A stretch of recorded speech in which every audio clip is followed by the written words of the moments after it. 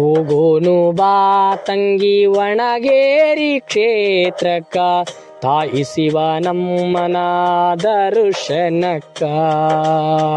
ಬೇಡಿದ ಭಕ್ತರಿಗೆ ಬೇಡಿದ ವರ ಕೊಟ್ಟು ಕಾಯುತ್ತಾಳ ಆ ತಾಯಿ ಕಡೆತನಕ.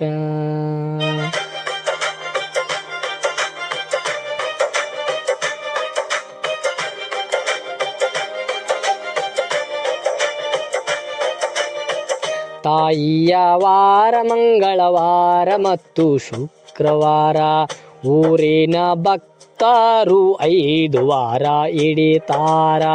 ತಾಯಿಗೆ ಉಡಿ ತುಂಬುವುದಕ್ಕ ವಾರ ಮುಗಿಯೂ ತನಕ ಊರಿನ ಭಕ್ತರು ಮುಟ್ಟುವುದಿಲ್ಲ ಮಾಂಸ ಆಹಾರವನ್ನು.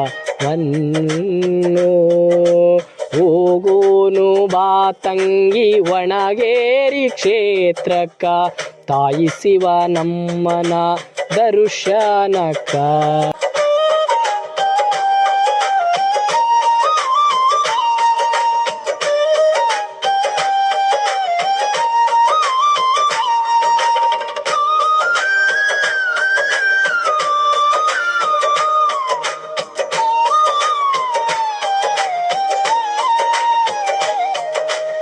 ಐದನೆಯ ವಾರದ ದಿವಸ ನೋಡಬೇಕು ತಾಯಿಯ ವೈಭವ.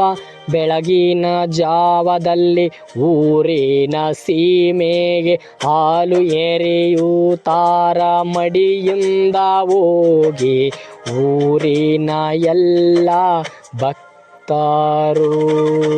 ಹೋಗೋನು ಬಾ ತಂಗಿ ಒಣಗೇರಿ ಕ್ಷೇತ್ರಕ್ಕ, ತಾಯಿ ಶಿವನಮ್ಮನ ದರ್ಶನಕ್ಕ.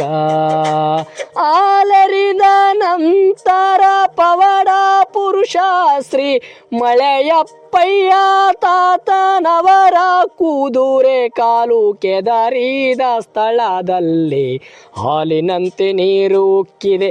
ಆ ಸ್ಥಳಕ್ಕೆ ಆಲೊರ್ತಿ ಎಂದು ಹೆಸರಿದೆ. ಹೋಗೋನು ಬಾ ತಂಗಿ ಒಣಗೇರಿ ಕ್ಷೇತ್ರಕ್ಕ, ತಾಯಿ ಶಿವನಮ್ಮನ ದರ್ಶನಕ್ಕ.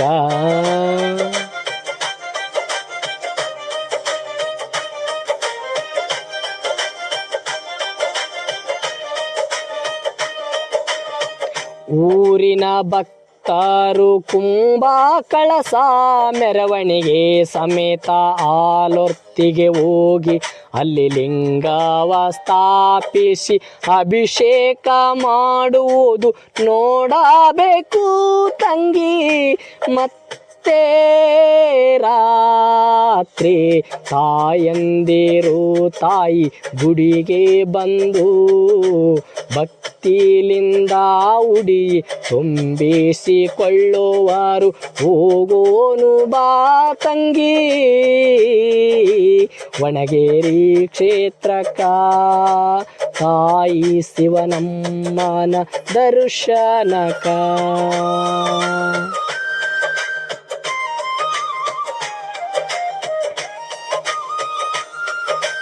ಆ ತಾಯಿ ಶಿವನಮ್ಮ ದೇವಿ ಹಾಗೂ ಆ ತಾತ ಪವಾಡ ಪುರುಷ ಮಳೆಯಪ್ಪಯ್ಯನ ಪವಾಡವ ಬರೆಯುತ್ತಾ ಹೋದರೆ ಕವಿತೆ ಸಾಲುವುದಿಲ್ಲ.